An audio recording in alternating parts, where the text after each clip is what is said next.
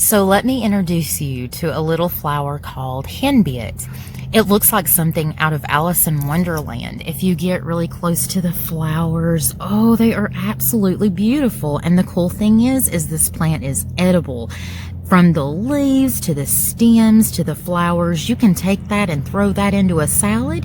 You could also even dry it and turn it into tea bags. And some of the medicinal uses for it is that it is high in iron and various vitamins, antioxidants, and fiber. You can even use henbit as a laxative.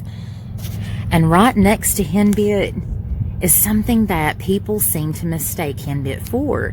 This is purple dead nettle.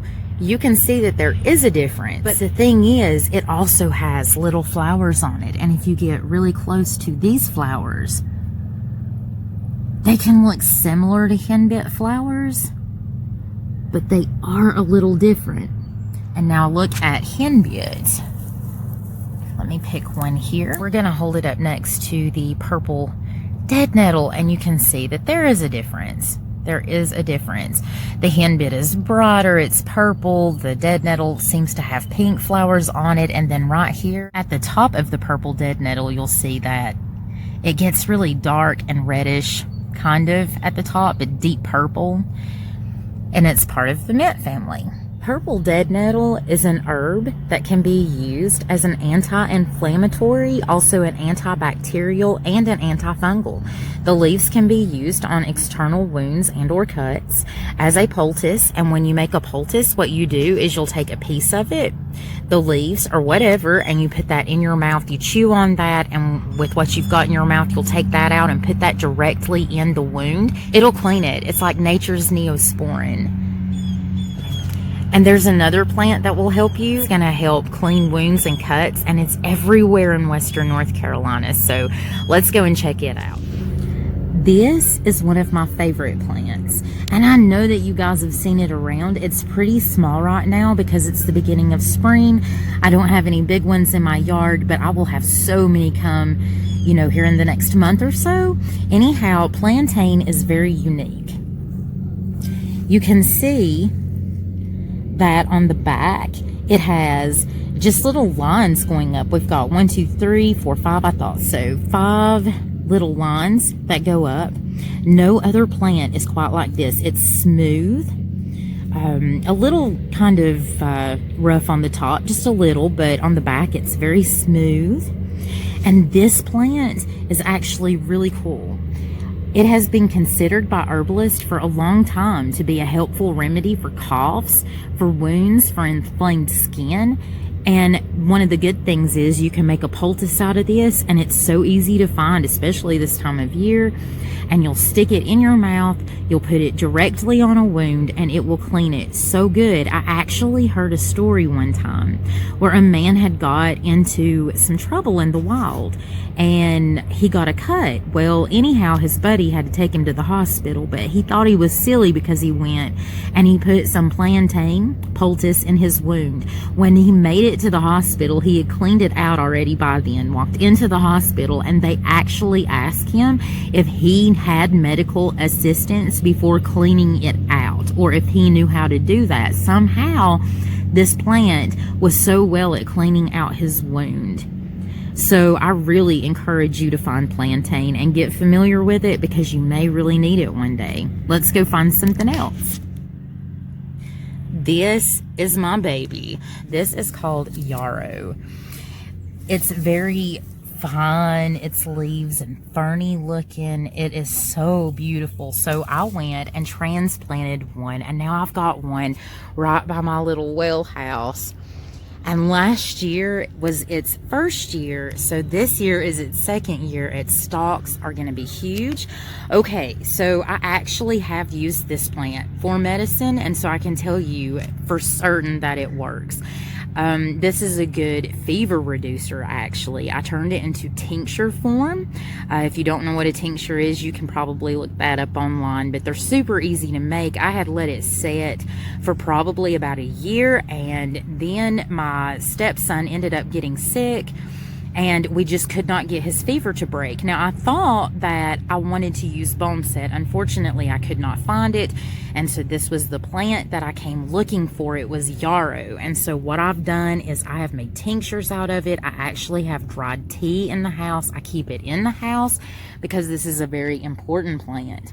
Yarrow is commonly used for fever, common cold, hay fever, absence of menstruation, diarrhea, loss of appetite. It helps to induce sweating. It also, if you turn it into a poultice, now I have not done this yet, but I hear that it helps the skin contract. So if you turn it into a poultice, put it into a wound, then the skin will contract faster than what it would do on its own. And so that means that the wound would close quicker. So yeah, definitely get familiar with yarrow. I cannot wait to see what this looks like in a couple of months. I am so excited. So now let's move on to the next plant.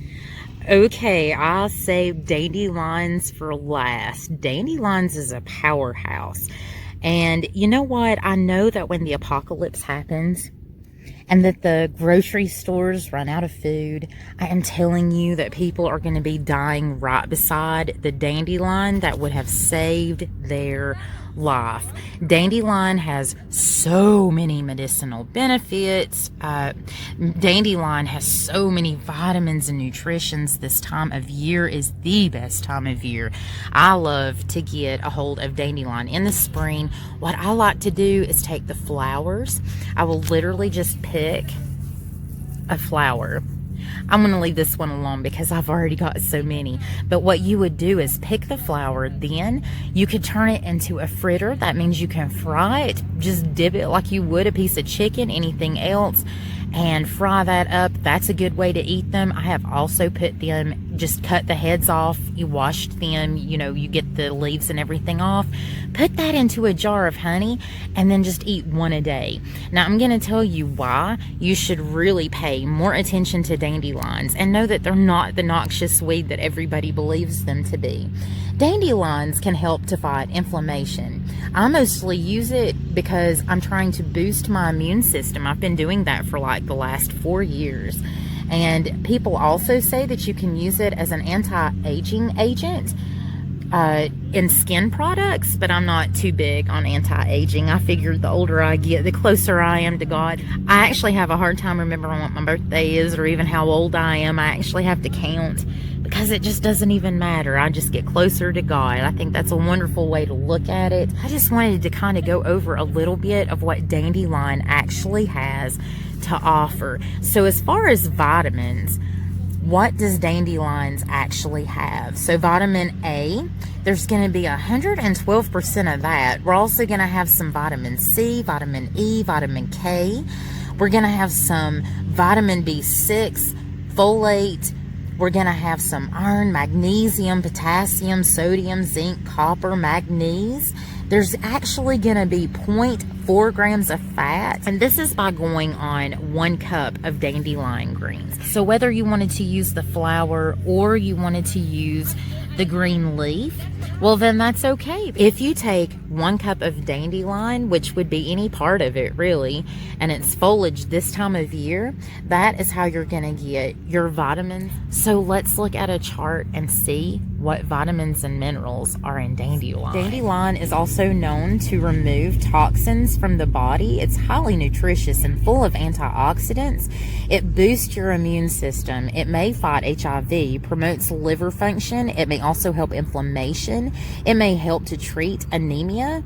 It may also help to control blood sugar and type 2 diabetes. Dandelions are used as a diuretic, may lower blood pressure, may reduce cholesterol, relieves the body of excess heat, may help to lose weight, kills cancer cells, may be useful skincare treatment, may support healthy bones. There are just too many benefits to this plant. So I really encourage you guys to get out there today, find some of these plants, use some of these plants, especially before the yellow flowers go away. Please utilize this plant. I love dandelion.